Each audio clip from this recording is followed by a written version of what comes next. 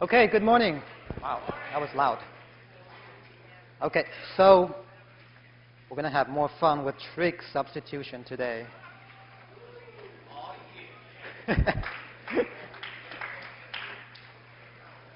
Okay, let's get into it.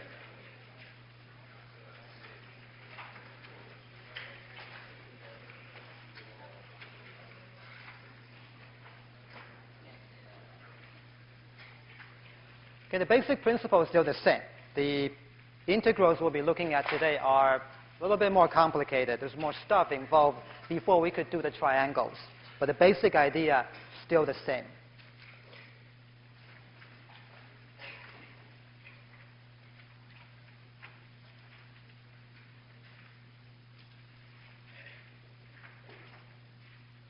We'll start with this one. 1 over square root of 4x squared plus 1.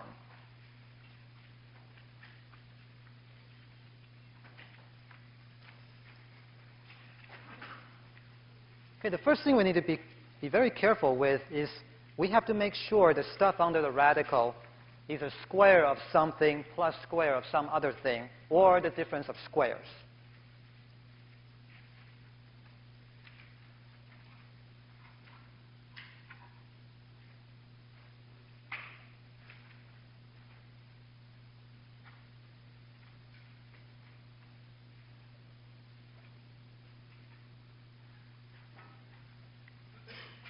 So what we really need to do is to determine what square that gives me 4x squared and what square gives me 1.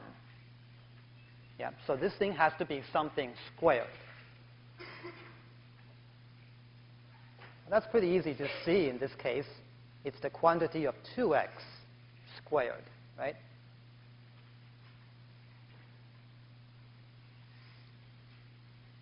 So for the methods that we introduced last time to work, we have to have this kind of situation. Something squared plus some other thing squared, or the difference between the two squares. Now we use exactly the same set of procedures. We build our triangle.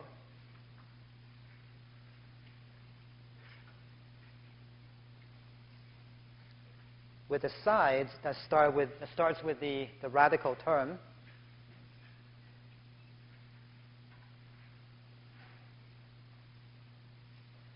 And what are the other two sides? Right, square root of this, so 2x. And then square root of 1, 1, right?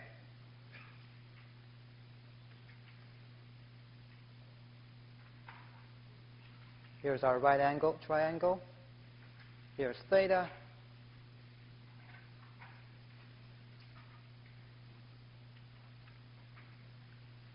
Now we need to decide which one goes where. We always start with the hypotenuse. So which of these three is the hypotenuse and why? The radical term and why? It's a sum of squares, right? It's the biggest possible of the square terms. So that's right. The hypotenuse is the radical term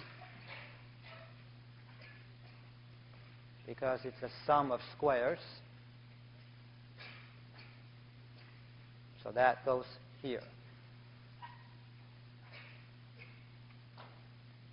Okay, then we got two remaining sides.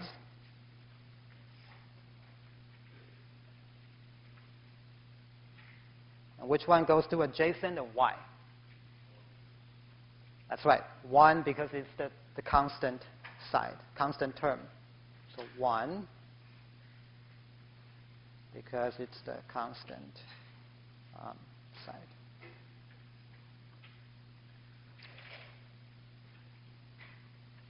So it goes here, and then 2x has no place to go except the opposite. It technically is okay if you put 2x here as the adjacent, but the answer will look different. Your final answer will look slightly different, but will still produce the same numerical value as the answer we get it this way. You got to remember that trig functions can have many different looks. And for example, sine and cosine differ by a pi over 2 term. So if my answer has a bunch of sine That's equivalent to a bunch of cosines with a bunch of pi over 2 added all over the place. But to make things simple and consistent, let's just go with the rules we developed last time. We choose the constant, if we can, to put on the adjacent side.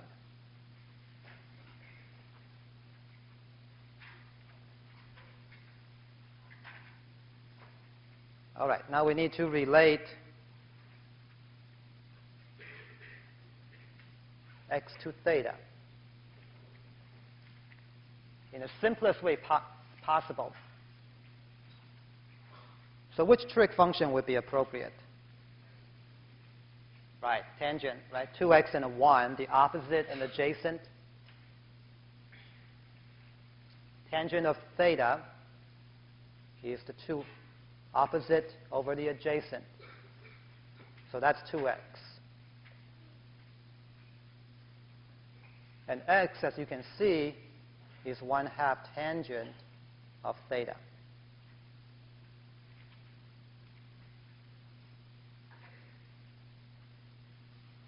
Then we need to get rid of everything in the original integral that has x in it. So x, we can take care of the 4x squared plus 1 under the square root, but we also need to take care of dx. And here we get 1/2 secant theta squared d theta.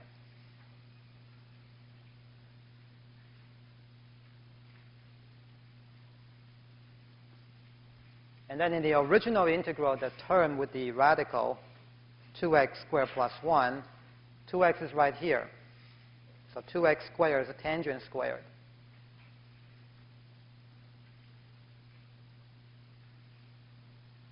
And that's secant squared, which turns into just secant.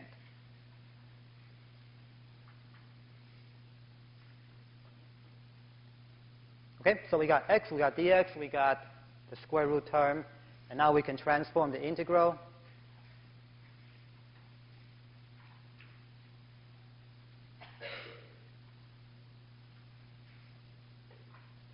Our dx is 1/2 secant squared.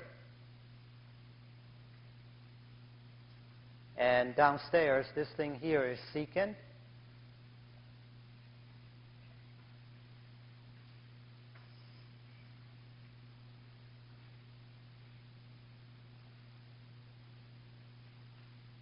And we got lucky here. This thing simplifies quite nicely. 1/2 comes outside. And then just the secant of theta left.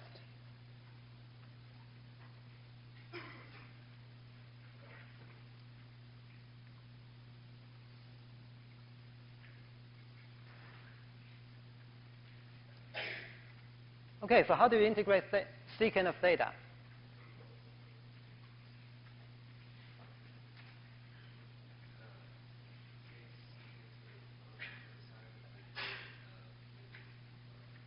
You can do that, yeah.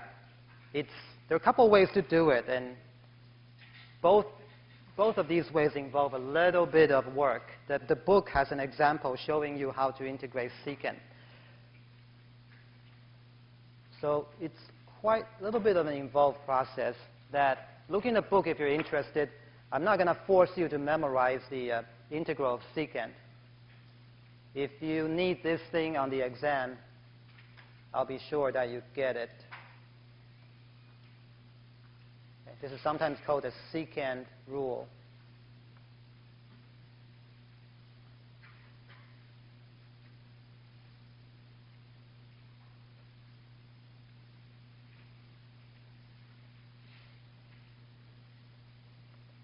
Okay, don't memorize that. That's the stuff, that kind of thing that you look up when you need to have it.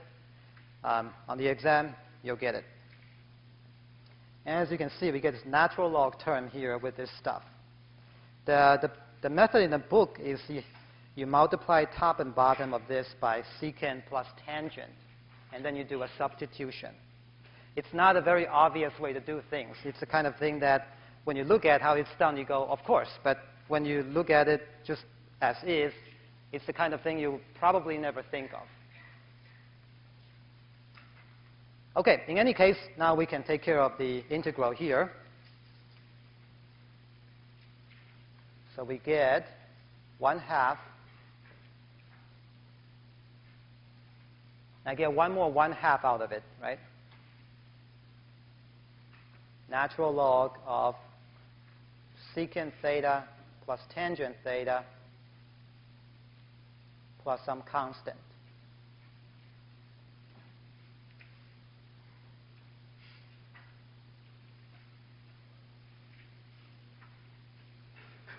Okay? So then what do we have left? 1/4 natural log of. Now we need secant theta. Where can we get secant theta?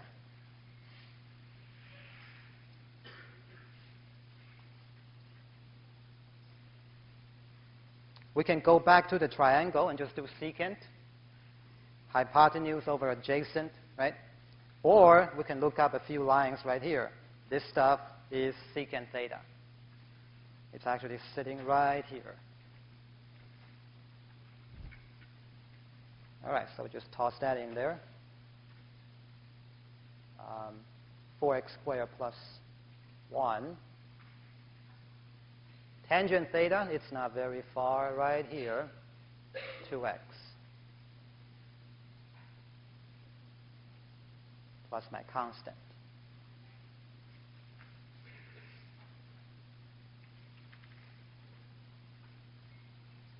Okay?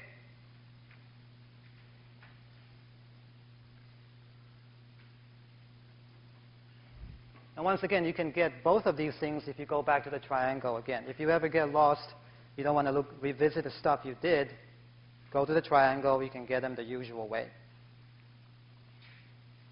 Questions? Yeah? Where did you get the extra 1/2 in front of the natural log? I thought that was only in the event that you got secant cubed. I don't think there's 1/2 there. You're right, there's no 1/2 there. Oh boy. My problem with constant is starting again. So go away. That's a 2. Okay, again, I'll give this to you, the correct one on the exam, if you ever need it.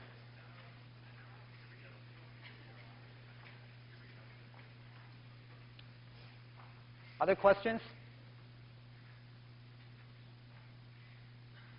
All right, so that's the main thing for this kind of thing is to make sure you identify your integral as some difference or sum of squares.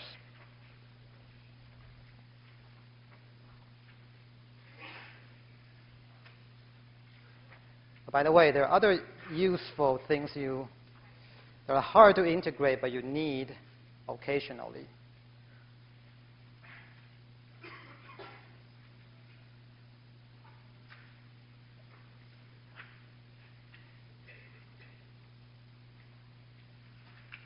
On the last homework, you saw your secant cubed.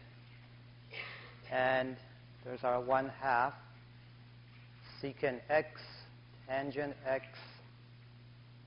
plus the natural log of secant x plus tangent x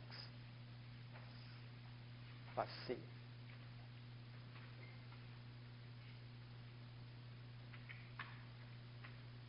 So these go into the same category that don't memorize these. You'll need them occasionally on homework and potentially quiz and exams. But if needed, we'll provide it to you.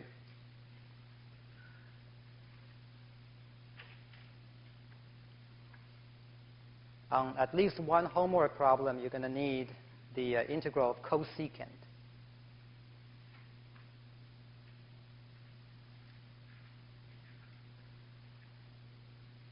And it's the natural log of cosecant x minus cotangent x, and of course plus a constant.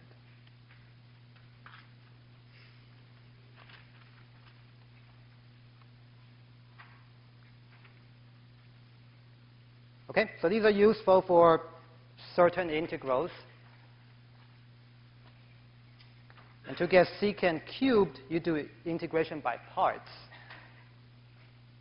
And cosecant, you handle the same way you would have handled secant.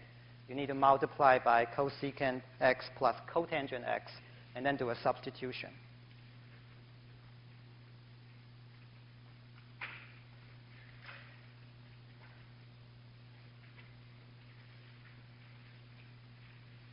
All right, the next one we're going to do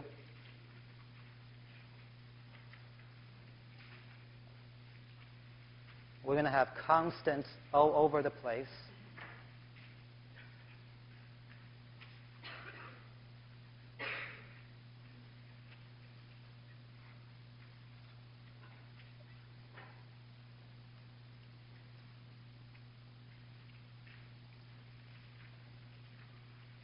It's quite easy to get lost when you construct a triangle when you got these constants all over the place, A and B.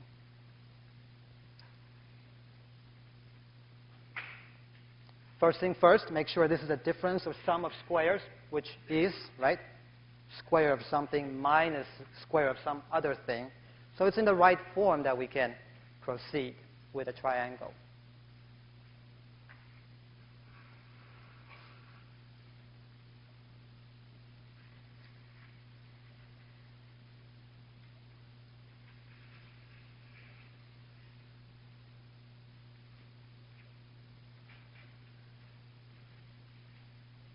So here the triangle will have sides with the radical thing, b, from the square root of b squared, and ax, square root of ax squared.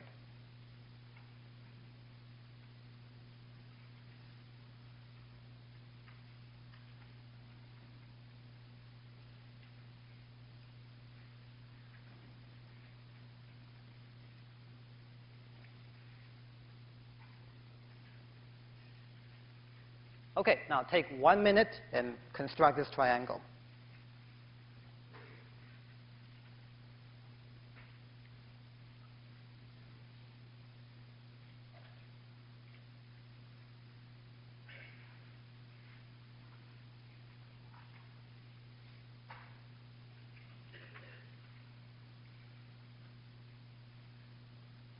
Think about which one goes where.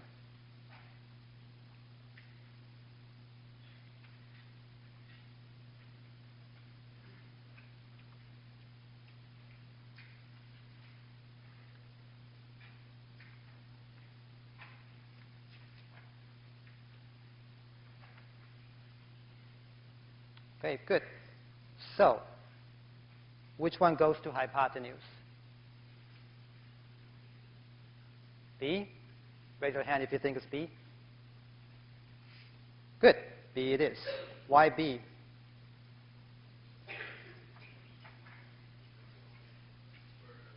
Yeah, it's the leading term in the square root term, right? So this guy leads. That means it goes to hypotenuse when it's a difference. So B goes here. Adjacent? Who thinks it's the square root thing? Okay. Who thinks it's the AX thing? About half and half. Again, technically it doesn't matter. But if we use the rules we developed last time, which one should go to adjacent and why? So, right. So we've got to be very careful. This is the constant. And this guy here together is the variable. Right? So that A there is a constant. But that A plays the same role that this 2 played in the last example. So last example, remember, we took the constant, which is 1, and we put it down here as adjacent. And that's the usual rule we go by. If you can place a constant as the adjacent, the thing involving the constant at the adjacent, you should do that. And then the variable term is the last one you place down. Same thing here. Don't let this A get in the way. It's a number, just like 2x, but it's still the variable part of the 3 sides. So hypotenuse, adjacent should be the b square minus ax square term. So this is because it has constant involved. Think of AX collectively as the variable.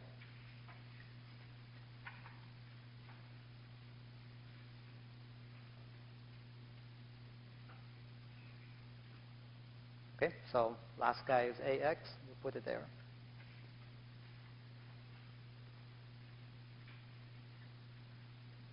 Any questions so far with the triangle? Okay, if you chose AX to go here, does it make sense why we choose radical now? Yep? Okay, good. All right, so now we got this thing here. We got to relate x to theta.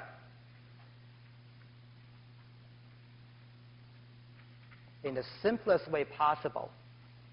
So opposite, hypotenuse, looks like a sine, right?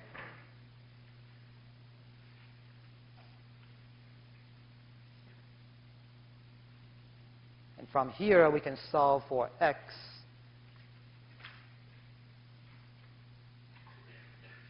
So here we go. X is equal to b over a times sine of theta multiplied by b divided by a. Then we need to take care of dx as usual.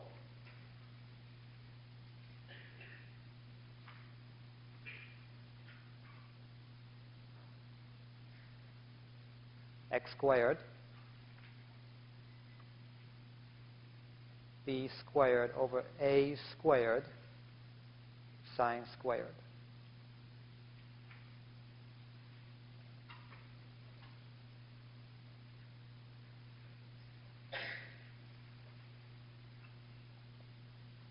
And then finally, the square root thing here.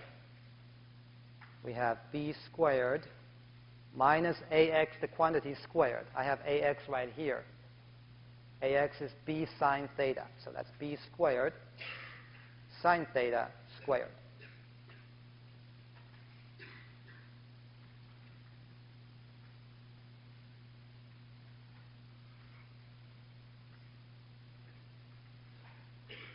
If you factor the b out from under the root, then we have b squared times 1 minus sine squared.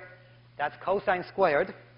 And once these things come out of the root, we get b cosine.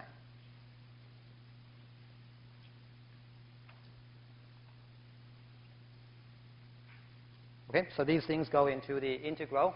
We integrate in cosine and then come back to x.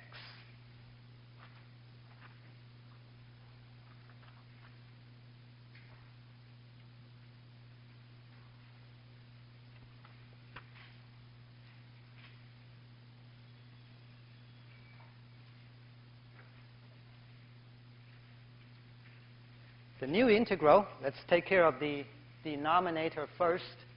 The denominator is the radical term, which we saw was b cosine theta. And upstairs, we get x squared, which is b squared, over a squared, and then sine squared. And then a dx, right? dx is another b over a cosine d theta.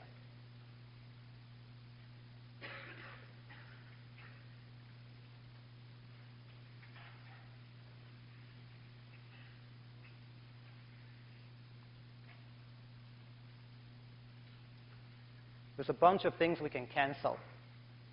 This b can go with that b, right? And then this cosine can go with that cosine.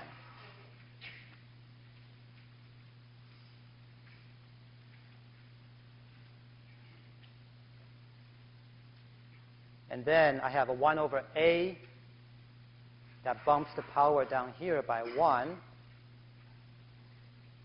And then my sine squared is the only thing that stays in there.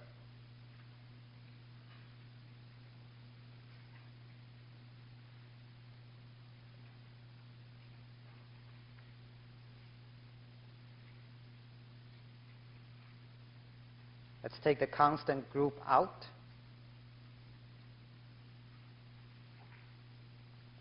And how do we handle sine squared? Right, the half angle, right? So 1 minus cosine 2 theta over 2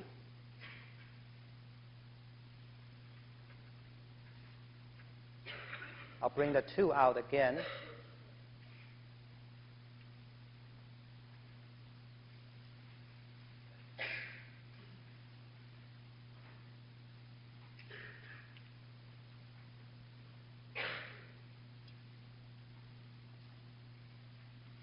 And then both of these we can integrate very easily. That's theta, that's a sine, 1 over 2 sine 2 theta.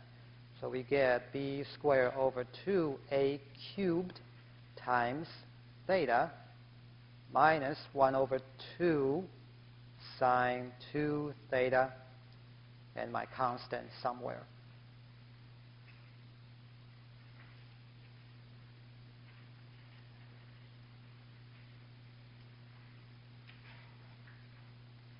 Okay, now we've got to go back to x.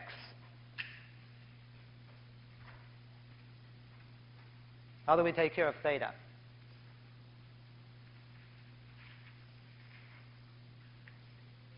This is probably the simplest way to do it, right? Is that the only way to find theta? No, right? This is one of the ways to do it. So sine theta we saw earlier is ax over b. So that means theta is inverse sine of ax over b.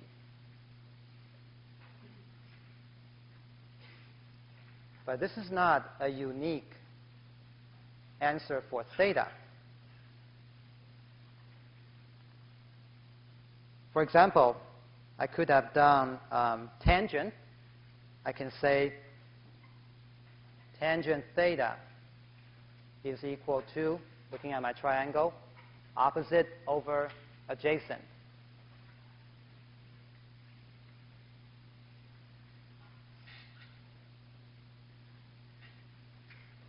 So that tells me theta is equal to the inverse tangent of ax over b squared minus ax squared.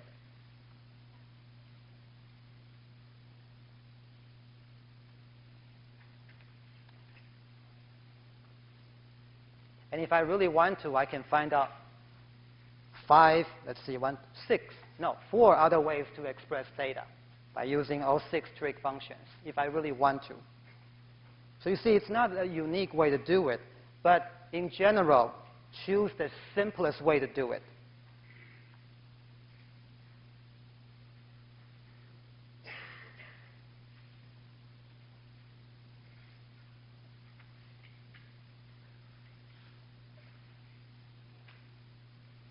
Which is always the substitution we made in the first place. Always go back to the original substitution and use that to get your theta term.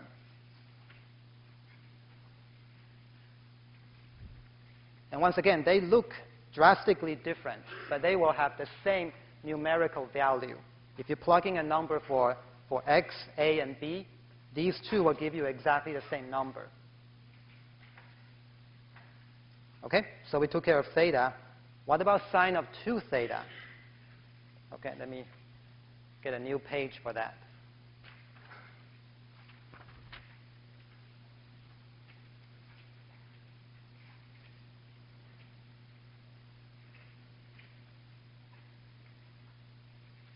And I'll resketch the triangle here.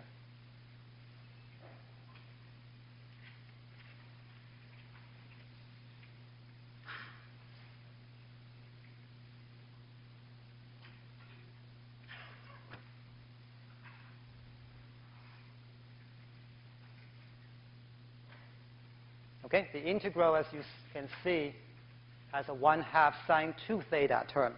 I need sine of 2 theta as a function of x. But the problem here is that the triangle as theta only. So we can't use opposite over hypotenuse to get our sine 2 theta. We can't multiply opposite over hypotenuse by 2 either. That doesn't work. So how do I do that? Any idea how we can find a way to get our sine 2 theta?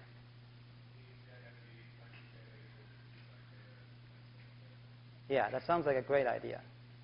So say that identity again. Good.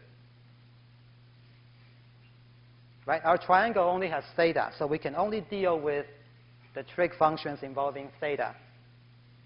When you have a 2 theta, we have to use some way to break things down. All right, so what do we see? We see 2 times sine is opposite over hypotenuse. That's easy. And cosine is the adjacent over hypotenuse. So radical thing over b.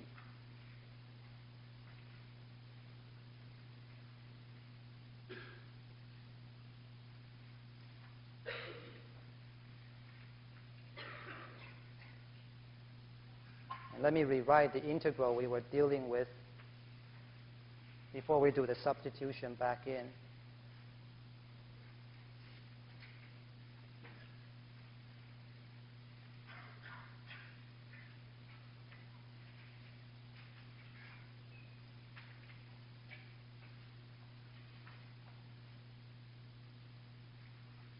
Okay, and we have theta from the previous page.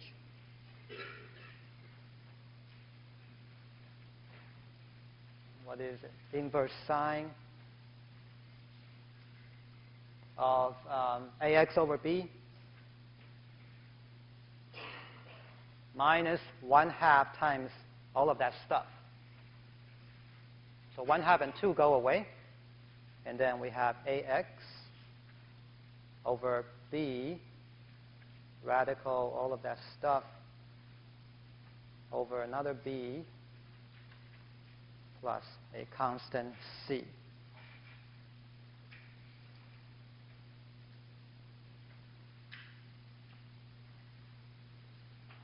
And that's good enough. You can simplify further by distributing this and put the b's together, but that is good enough for our purpose.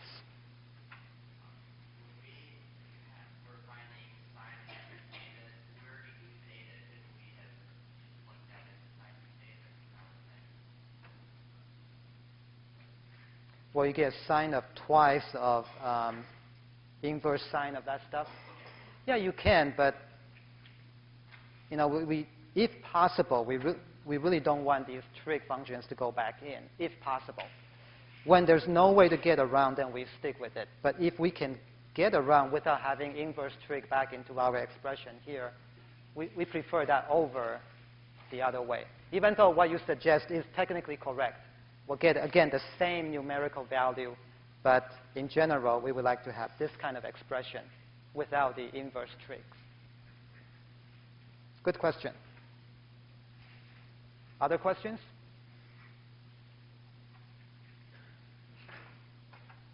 All right, good. Let's continue with the theme of making sure the stuff under the root is a sum or difference of squares.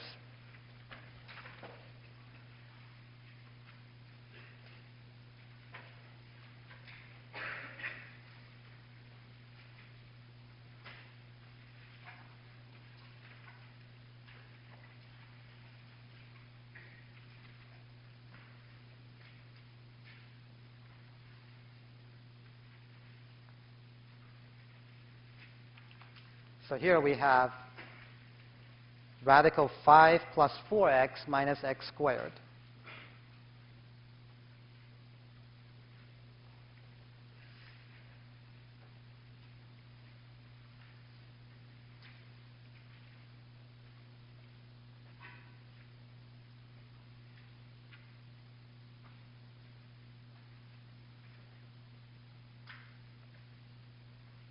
Always keep in mind that for the methods that we have seen to work, we have to have sum or difference of squares. That's how we can take advantage of the Pythagorean theorem with the three sides of a right triangle. This is clearly not a sum of squares, but it's not awfully far from it, right? So what do you think we can do to make it a sum of a difference of squares? It doesn't seem quite complete, so we complete the square, right? Yeah. It's missing something there.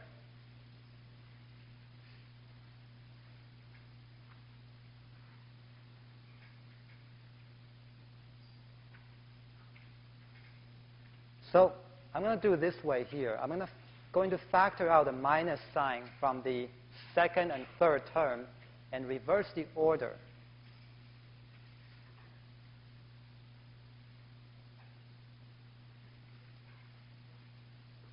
Okay, so let me do it this way. So that stuff under the root, I took out the minus sign from the second and the third term. And then I reverse the order. The reason is because we're used to completing the square with the leading term being the highest power and the 1 in front of it, right? That's just because the way we're used to seeing it. Then we complete a square here.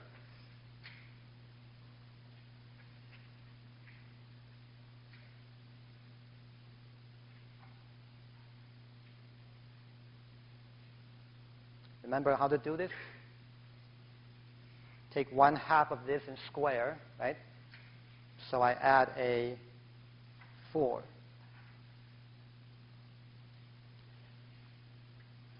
And what else?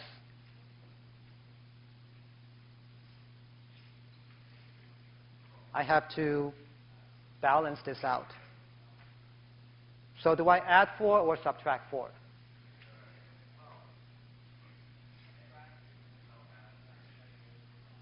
Yes, I add a 4.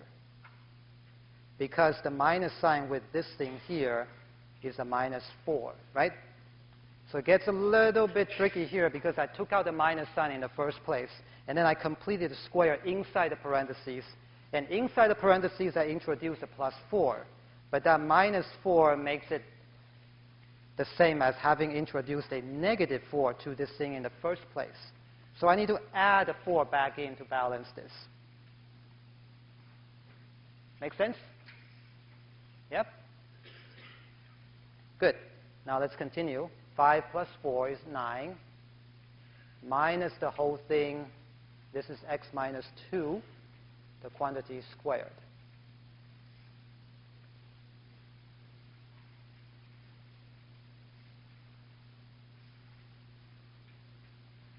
So now we're doing this integral instead.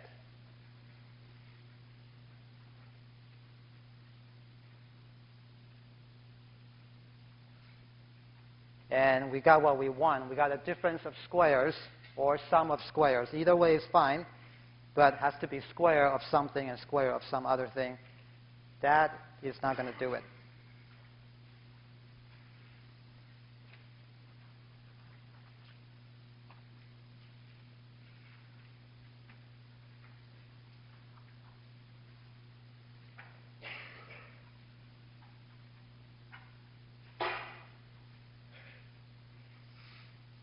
Okay, then we look at our triangle with the sides.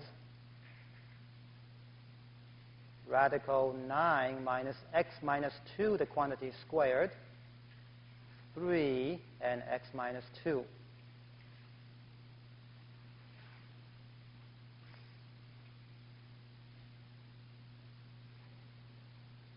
And who goes where?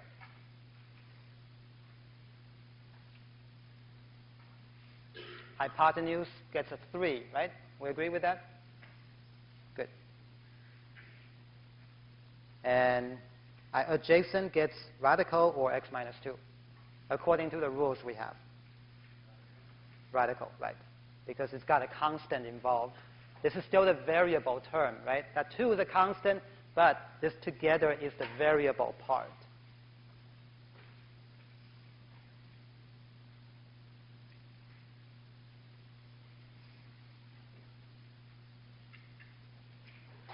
And it looks like it's going to be another sine substitution.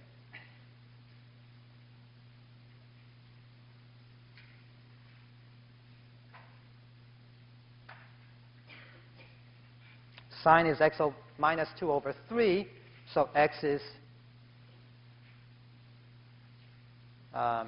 3 sine theta plus 2.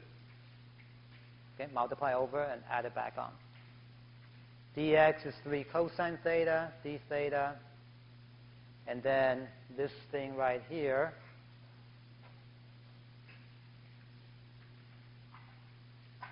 that turns out to be, oh, let's work it out. 9 minus this thing squared, bring the 3 over. So that's a 3 cosine.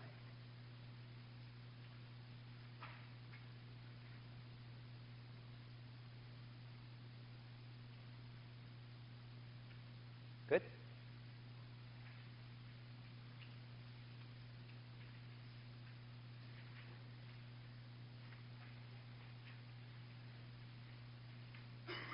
Okay, then our integral turns out to be not so bad. This is 3 cosine.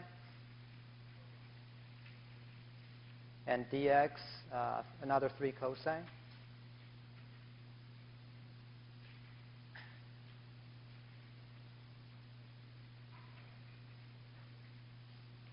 So this is not bad at all. This is a 9 cosine squared.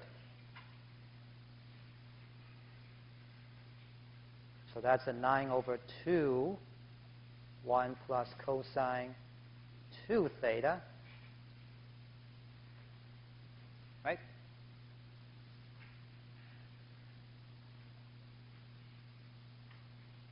So this is 9 over 2 theta plus 1 over 2 sine 2 theta plus c.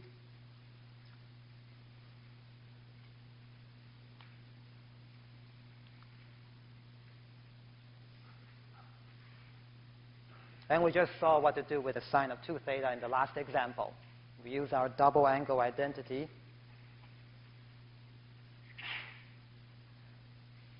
So it turns into cosine theta, sine theta, and some constant.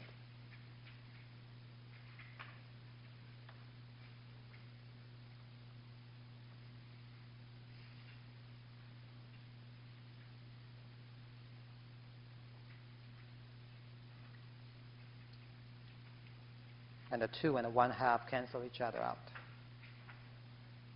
Okay, then this is 9 over 2. Theta we can get in a variety of different ways. But again, let's go with the simplest way to do that, which is from the original substitution, sine, inverse sine of x over 2, x minus 3 over 2.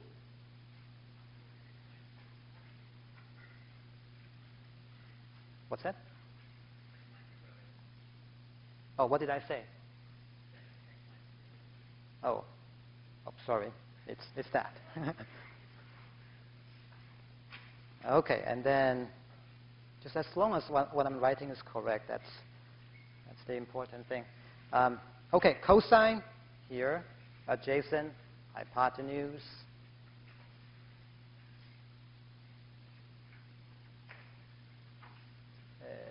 3, and then sine right here, x over 2, x minus 2 over 3 plus some constant.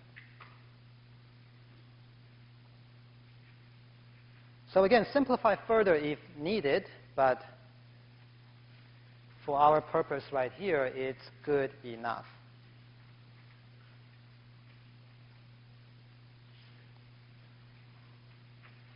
Questions?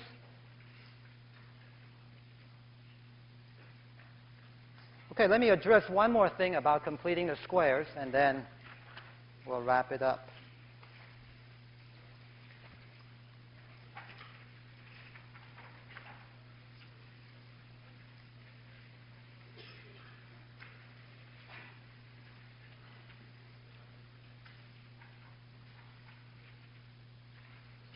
when you do completing the square, the rule that we usually use is to take a half of that number, the middle number, squared, and then add it back. That only works if the coefficient in front of x squared is a 1. So notice I'm going to start the same way. First, take out the minus sign.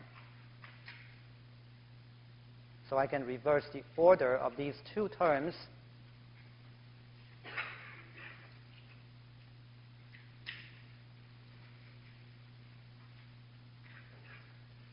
And then for the usual way to complete squares to work, we need that number to be a 1. The leading coefficient has to be a 1.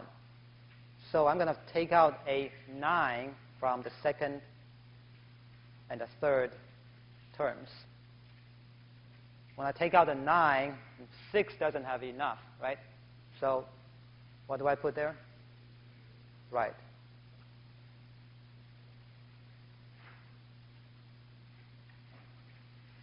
And then we complete a square here.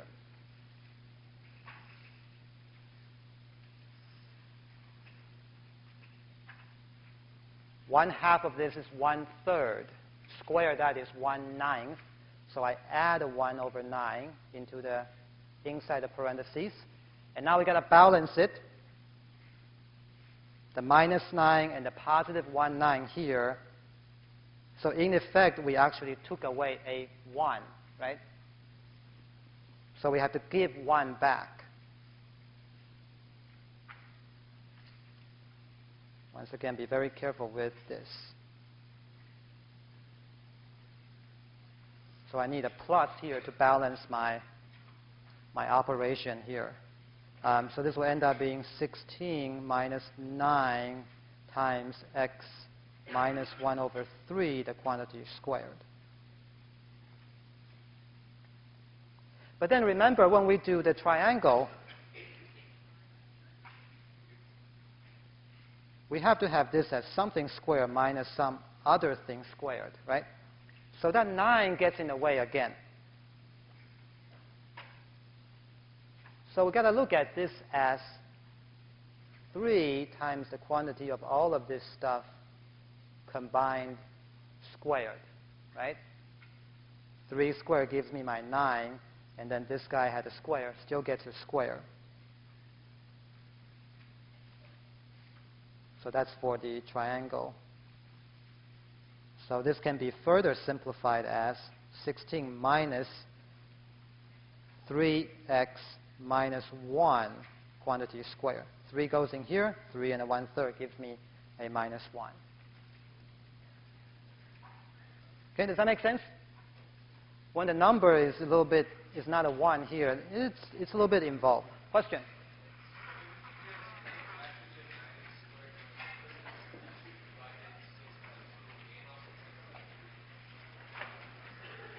We could have. There are various ways to get to what we want. If you follow the procedure I showed earlier, this is what we need to do. But like you said, there are other ways to make it work. Okay, that's it for today. Have a good weekend. See you Monday.